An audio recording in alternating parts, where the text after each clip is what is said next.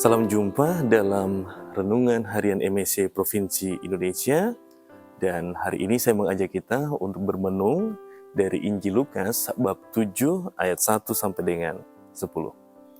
Saudara-saudariku terkasih, dalam bacaan ini kita akan menemukan kisah tentang seorang perwira yang mempunyai hamba yang sedang sakit. Dan si perwira ini berharap agar Yesus mau menyembuhkan hambanya. Apa yang unik dari cerita ini? Yang unik dari cerita ini adalah bagaimana cara beriman atau pemahaman iman dari si perwira ini. Tentunya ia beriman kepada Yesus, ia sesuaikan dengan latar belakangnya, statusnya sebagai seorang perwira. Ia berkeyakinan mereka para pimpinan ketika mereka memerintahkan sesuatu, maka mereka yang menjadi bawahan sudah pasti harus melaksanakannya. Begitu juga dengan imannya kepada Yesus. Ia yakin, ia percaya, asalkan Yesus bersabda saja, maka hambanya pasti akan sembuh. Tidak perlu repot-repot, Yesus datang untuk menjumpai hambanya. Saudara-saudariku terkasih, apa yang dilakukan oleh perwira ini sangat-sangat inspiratif. Dan kiranya bisa juga menggerakkan kita, menggugah hati kita untuk melihat kembali bagaimana pemahaman kita kepada Tuhan, kepada Yesus sendiri.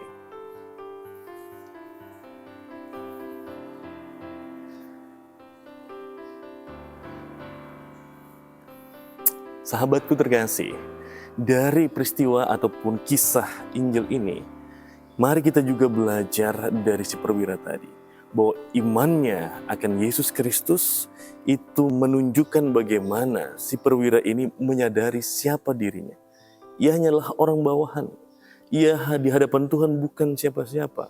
Dan ia melihat Yesus sebagai pribadi yang mempunyai kuasa luar biasa. Bukankah cara beriman ini sedikit menegur kita, juga mengkritik kita? Apalagi dalam praktek-praktek doa kita.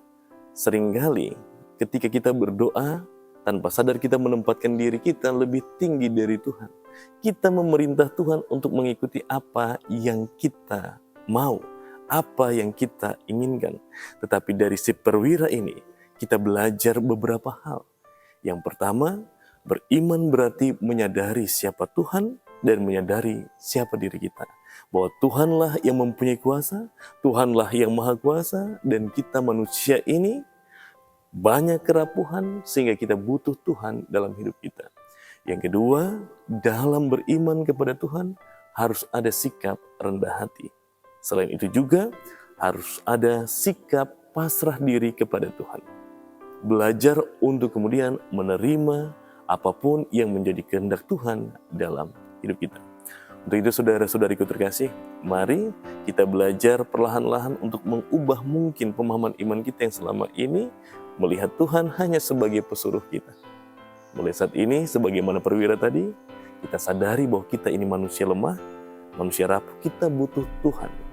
Kita butuh kuasa Tuhan untuk ada dalam hidup kita. Bersabdalah saja Tuhan, maka hamba-Mu akan sembuh.